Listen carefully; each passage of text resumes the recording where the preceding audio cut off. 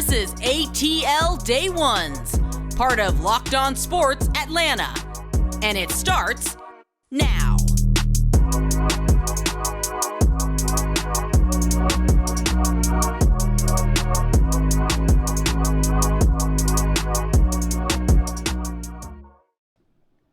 It is ATL Day Ones with Jarvis and Tenitra. We want to welcome you into the show. It is a Thirsty Thursday, and we hope you are thirsting for what we got going on the show today. But first of all, I want to say thank you for making ATL Day Ones your first listen of the day. And remember, we are free and available wherever you download your podcast. And wherever you download your podcast, make sure you leave us a 5-star review so everybody and your mama and them can know how we get down, because just let them know how great we are, because we know we bring it to you each and every day, and we got some good stuff for you today.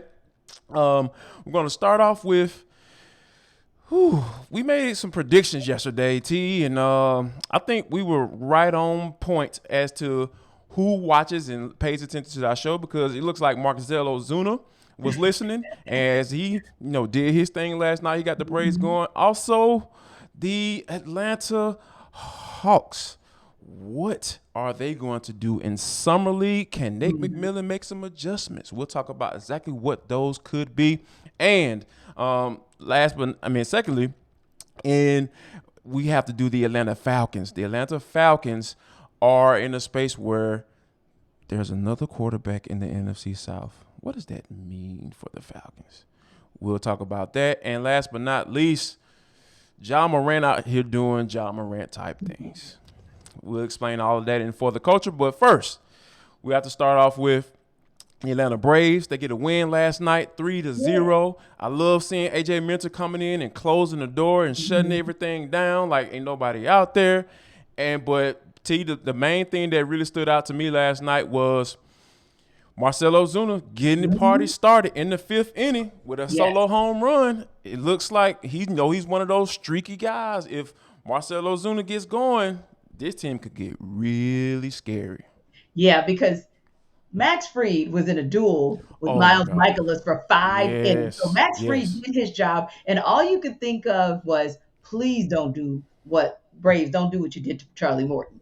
And when they messed up what was an amazing outing for Charlie Morton. And Marcell Ozuna said, basically, not today. And Eddie Rosario said, I second that. So you appreciate what they did. And, of course, then Travis d'Arnaud completely closed the door one inning later to give him the 3-0. But, yeah, it's Marcell Ozuna. We were talking about that. How do you kind of mix and match him? Because when you look at him, it's literally like, okay, he has a 223 batting average. So what is it that you do with that? But when you dig into the batting average, you find out, well, you know what you got him for. You got him for home runs. You got him to hit the long ball, right?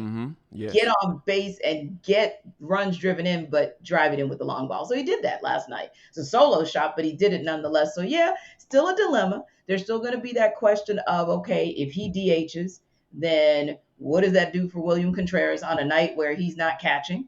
Right? Is he going to go out and be in the outfield? Which, I mean, he showed that he's competent there.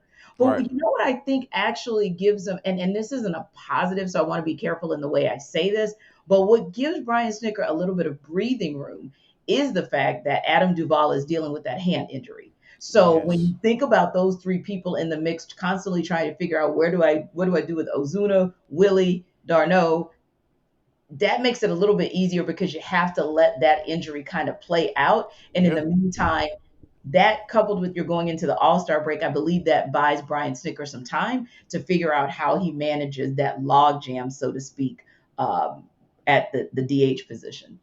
You know what? And it's something that, like, we definitely got to keep an eye on, because that's the beauty of having depth, right? That you can let people heal. You don't have to rush people back. And I think that speaks to Alex Anthopoulos, and building this roster in the way it was constructed, it has been constructed, and also Brian Snitker and how he's handled things. Like, we've always questioned him in the past about how he's handled rosters, playing guys too long, but the way this current roster is set up, that the Braves can they have the ability to tweak things a little bit and say, hey, let me try this out. Let me see how this works for a couple of games. Yes. So and that's just the beauty of where the Braves are, and you know, in Major League Baseball and in the East, as they are currently 2.5 games back. I know the Mets are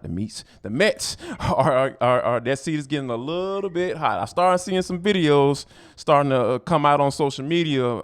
I think they're a little scared. They're starting to They get are. real out there. Oh, yeah, and they should be. They absolutely should be, because after you saw, and really it was, once again, was one of those games where the Braves had a complete game, because it was a beautiful. It wasn't just a defensive play, obviously, to get that third out in the top of the ninth, but it was the beauty of the defensive play, and it's the beauty of, we get our 3 runs. We may only have gotten 5 hits, but we get the 3 runs that we need, and then you Right. get what you get from Max Fried, and a little bit of a scare there with Max having to leave because of that tightness in his glute. But Brian Snicker said that was just for precautions, and that he'll be ready to go for his next start. So that to me was very encouraging. Not so much with Mike Soroka, man. I just, I get troubled when I hear that he gets hit by a comebacker, basically, Right. Yeah. as he is Exactly. in during rehab. It hit him in the knee. The knee was bruised, but they're hoping and thinking that it's not a long-term issue. But it just makes me think, my God, this guy just cannot catch a break, Jarvis. No doubt about it. It's hard to kind of look at it from that standpoint, because this is a guy that everybody is rooting for to come back. This is a Yes. guy that, even though the pitching rotation, it seems pretty locked in right now. Yeah. Maybe Ian Anderson is a guy you can maybe replace, but I don't think you want to tweak with that right now, especially for somebody, Mike Soroka, who hasn't, pitched, in a Major League Baseball game, in 2 years now. Yeah. So I think that's something that you don't want to rush, but it seems like it's something that can, maybe hamper him. But like you said, the way this roster is constructed, no need to rush. But before we talk about what Nate McMillan and the Atlanta Hawks and what type of adjustment he's going to make in the Summer League, tell the folks about what we got going on with Blue Nile. Yes, so I'd like to introduce you guys to BlueNile.com, the original online jeweler. So if you're looking to get engaged or gift someone with fine jewelry, visit this website and become a Blue Nile customer today. Now, at BlueNile.com, you can celebrate all life special moments, from creating the custom engagement ring of her dreams to gifting a classic and timeless jewelry piece, all at pieces you won't find at a traditional jeweler. So there are 2 parts to this business. Now, we talked about the wedding jewelry, so that's engagement rings and bands, and everyday fine jewelry, diamond jewelry, or cocktail rings when you're going out to a 5-star restaurant. And hey, I just had a birthday, so a pearl gemstone necklace would be a good look. I'm just saying, for anybody who's interested, BlueNile.com. But whether you're ready to pop the question Go or on, you're hook a sister up. yeah, I mean, go on and do that. Shoot your shot.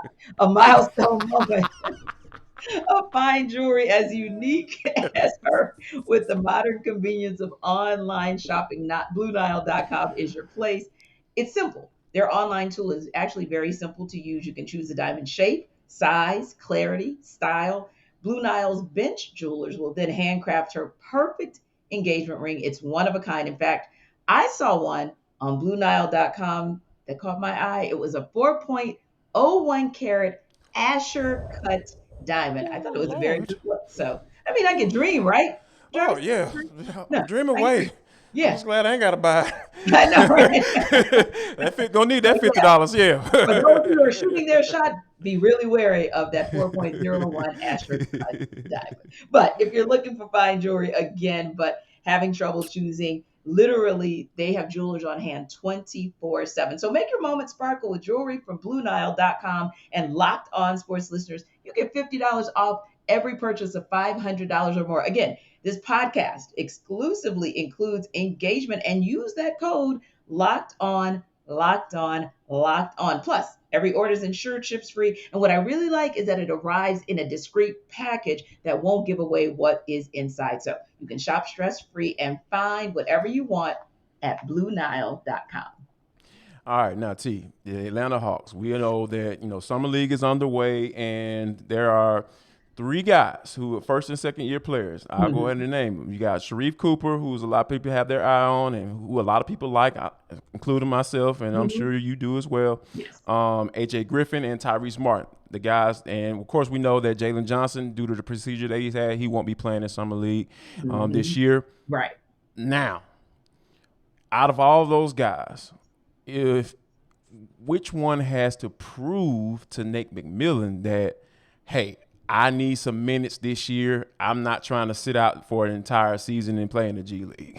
Yeah, I'm going to go with AJ Griffin because I think there's an upside there. And let me just clarify with Sharif Cooper. I hope to see him succeed, but there is a logjam when it comes there. Yeah, there's still a bit of a logjam. Specifically with people who handle the ball, bringing the ball up the floor. Your ball handlers, yeah, the Hawks got ball handlers. Yes, so they do. I feel okay with him if they still need to bring him along G League style. It's a two-way contract, fine. And Tyrese Martin, he's the unknown factor. We don't know what we want out of him because we don't know a lot about what he brings to the table. I think we're more familiar with AJ Griffin and where he can contribute the most with that 3-point game, but also a sneaky good defender. So he's the one I'm looking for who could potentially impress for Nate McMillan. No doubt about it. And I think that on the other side of that, like, I know that, with Jalen Johnson not being there, I think that may slowly think this piece down. And I think that what I'm talking about is, like, Nate McMillan might not have the free reign to say, hey, you're not playing, you need to play in the G League.